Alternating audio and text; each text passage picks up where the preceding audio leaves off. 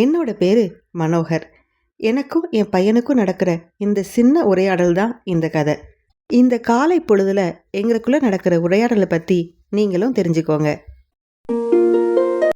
இதுதான் என்னோட பையன் ராகுல். அவனோட முகத்தை பாருங்க, எவ்வளவு சோகமா இருக்குன்னு. ராகுல் என்னதான் நினைச்சிட்டு இருக்கான்னு தெரியல. சரியா சாப்பிட்றதில்ல, சரியா தூங்குறதில்ல, மூஞ்ச உம்முன்னு வச்சிட்டு இருக்கான். அவங்க அம்மாவும் என்கிட்ட புலம்பிக்கிட்டே இருக்கா. சரி, அவனை கூப்பிட்டு என்னன்னு கேட்கலாம். ஏய் ராகுல், இங்க வா.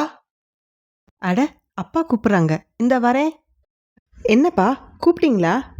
உன் கூட பேசணும் ராகுல். ஏன் இப்பெல்லாம் நீ ரொம்ப அமைதியா இருக்க? சரியா சாப்பிட்றதில்ல, அம்மா கூட சொல்லிக்கிட்டு இருந்தா. என்ன விஷயம்? அப்பா, அதெல்லாம் ஒன்றும் இல்லைப்பா. சொல்லு ராகுல், அப்பா கேட்குறேன்ல.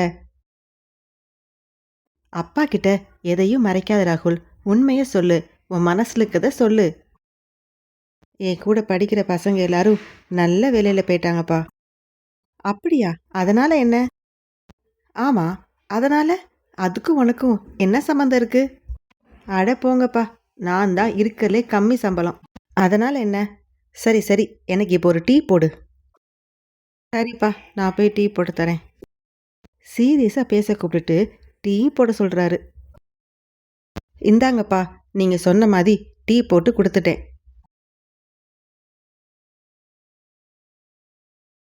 சரி ராகுல், இந்த டீயை எப்படி போட்டேன்னு எனக்கு விளக்கமாக சொல்லு. எப்படி டீ போடுறதுன்னு சரியான விளக்கத்தோடு சொல்லணும். பாலில் டீ பொடி போட்டு காய்ச்சினா டீ ரெடி ஆயிரும். இல்லை, விளக்கமாக சொல்லு. இன்னும் என்னப்பா விளக்கமாக சொல்லணும்? இதோ இப்போ நான் சொல்கிறேன், என்னை நல்லா கவனி. பாலை வாங்கிட்டு வந்தீல, அந்த பால் எப்படி கிடச்சிது? ஒரு பசுமாட்டிலேருந்து கிடச்சிது. அந்த பசுமாட்டுக்கு பால் எப்படி வருது? நல்ல ஆகாரம் சாப்பிட்றதால வருது.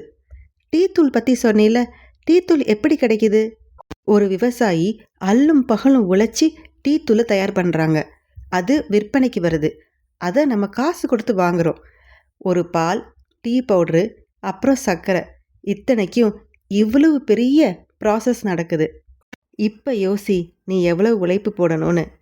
என்னோட பேச்சை கேட்ட ராகுல் அன்னிலேருந்து சீக்கிரம் தூங்கி சீக்கிரம் எழுந்தான். நேரத்தை வீணாக்காம உழைப்பை அதிகமாக கொடுத்தான். ஆக மக்களே, என்றைக்குமே உழைப்பை அதிகமாக செலுத்தினா கண்டிப்பாக வெற்றி கிடைக்கும். விடாமுயற்சி செய்யணும்.